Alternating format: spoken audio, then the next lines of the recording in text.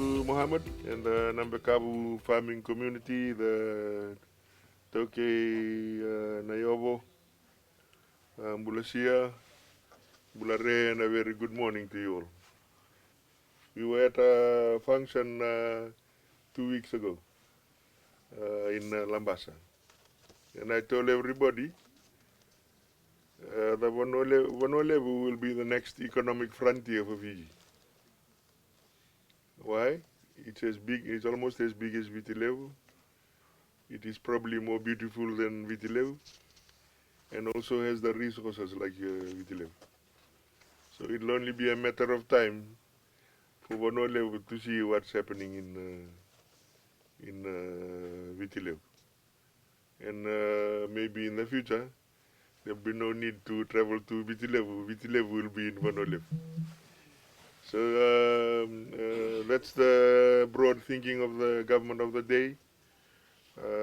And we are serious about starting to unlock opportunities in the economy in Wanolevu. And what I see here today is very promising in terms of what we're trying to do to deliver on those lofty, ambitious goals and try and making them real to our people.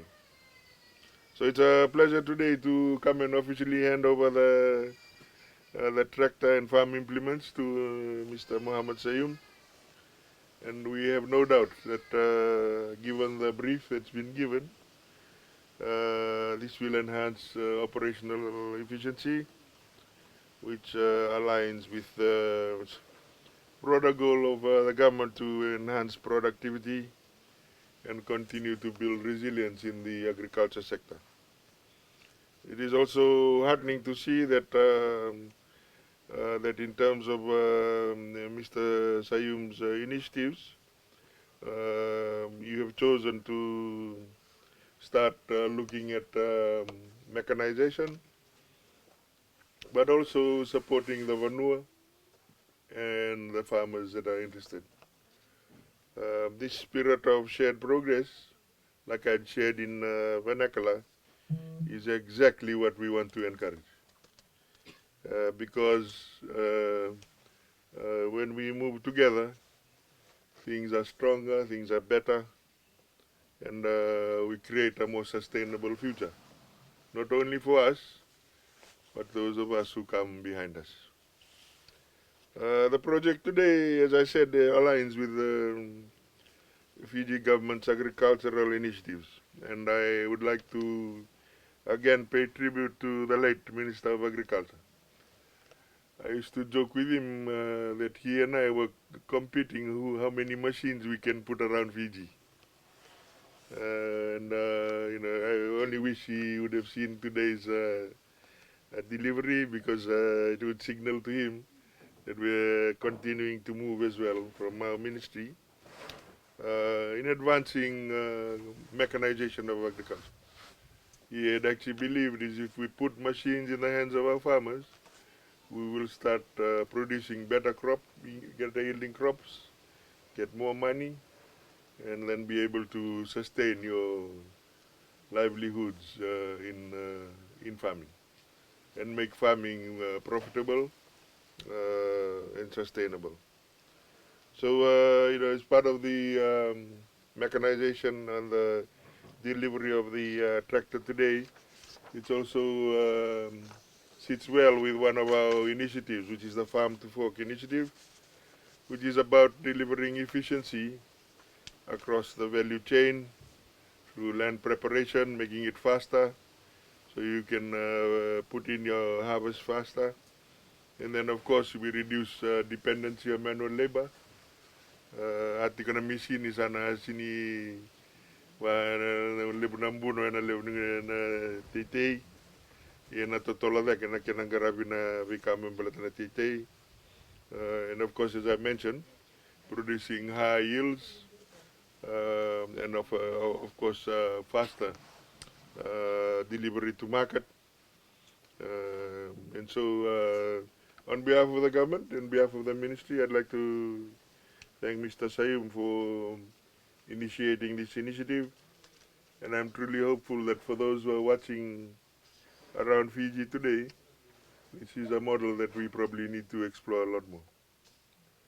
Farmers working with landowners and try and really unlock the opportunity. Naila wechukala ngobol kachikenda, oreso tinianga nangai ni supa, chukor tukwe sanda rinda wuli watkira, orenyo kaserikina na sasang.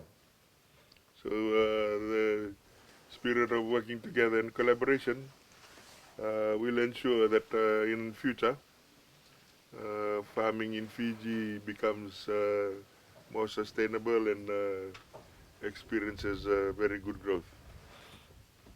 In terms of the data of agriculture, it is of course one of the key sectors of the domestic economy. And I don't need to tell you, but commodities such as nalo, cassava, ginger, eggplant continue to find export markets.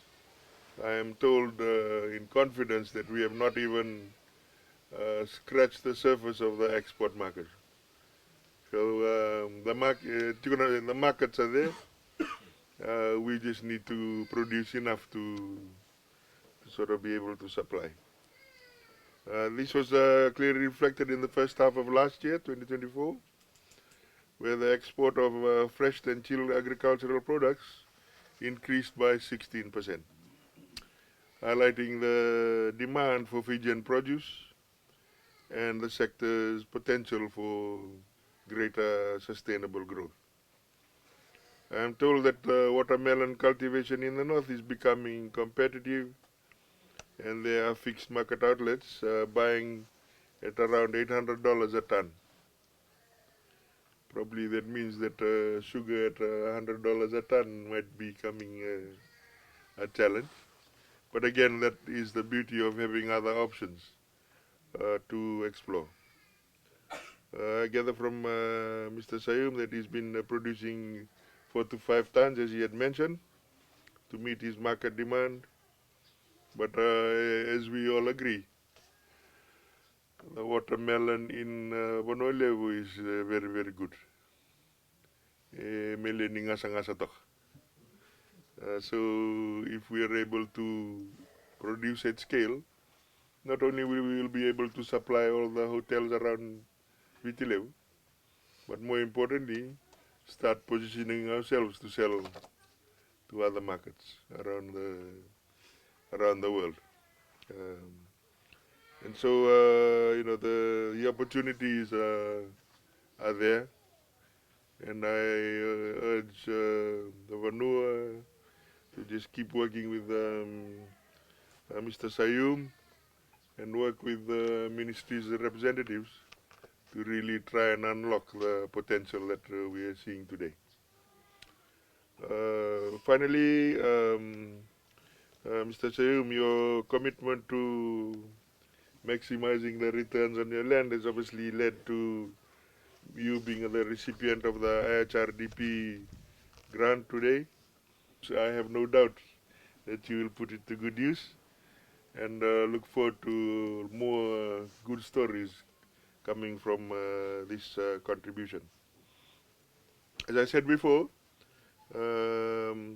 what we're seeing today is a microcosm of what we exactly want to see replicated across Fiji, where we identify rural farming opportunities.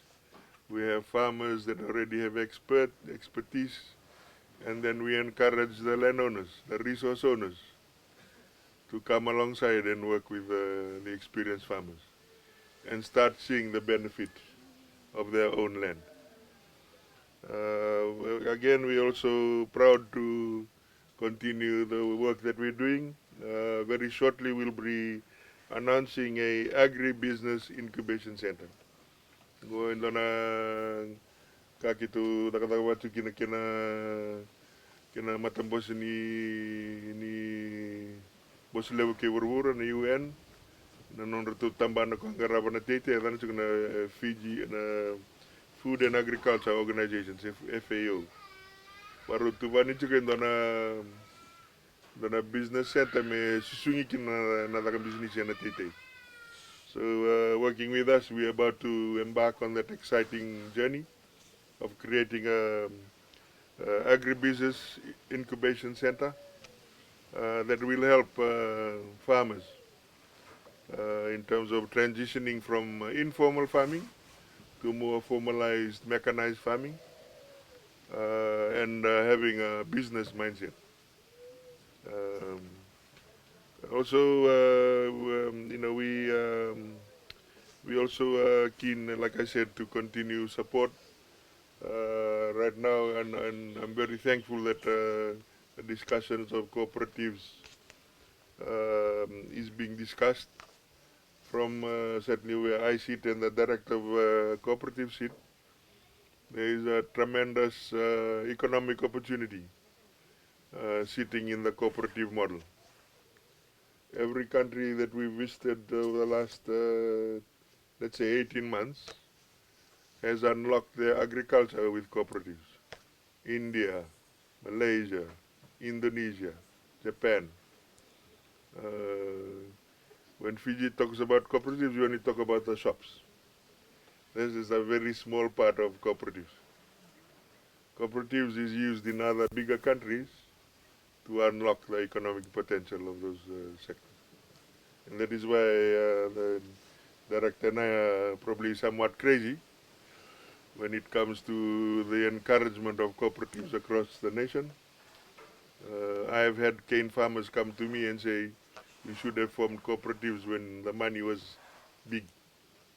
We would have been very rich people by now. And so that's the power of cooperatives. And we intend to continue to discuss, unlock, and for the landowners that jump on first, you won't regret it. To Mr. Saiyum too, we can see, what you're doing in terms of crop diversification, which is very exciting. That again is something that we as government, the minister, former late Minister of Agriculture, encouraged a lot, which was diversified farming. And I heard that Tara know about yams. That's interesting. There's a big market for yams too in the Pacific and also New Zealand and Australia. So I'd like to congratulate Mr. Saiyum and wish him well in his endeavors. I also like to wish the Hon Manoa and the Tauke Nayobo the very best in terms of what plans are. And we look forward to working with you all to sort of unlock the potential in agriculture. And like I said before, as far as I'm concerned, Honolulu is going to be the next economic frontier of Fiji over the next 5, 10, 15, 20 years. And it's a very exciting development.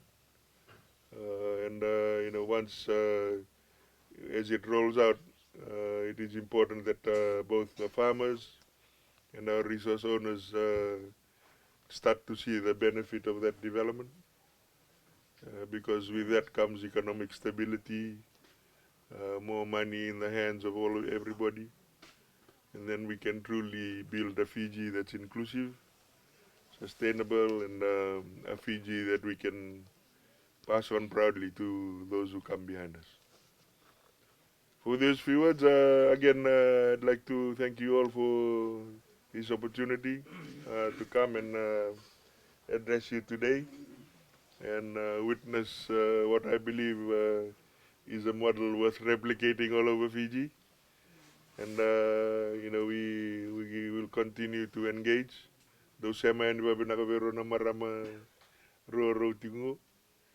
Meron ni kasera kinawabina kana vika to vitana takatuna mataniko. So on behalf of the government of Fiji, the Honorable Prime Minister, the Ministry of Trade and Small Business and Cooperatives and Communications, and the team from North present here, Nati and Mela. Again, thank you very much for this wonderful welcome. It's a pleasure to be here. I wish Muhammad well in his future endeavors, and I'm sure that if we all work together, we can do some very special things in this part of Labasa or Bonolevu altogether. Daman juga sakit na may doang na po sa lakalaka ni Iwal nga tagi may itaw nga kina na misi ni levo sa andaw tungo sa atu na wanu ini na tos binaka juga na sasanga awa sa kacuga na kinyo. Nak.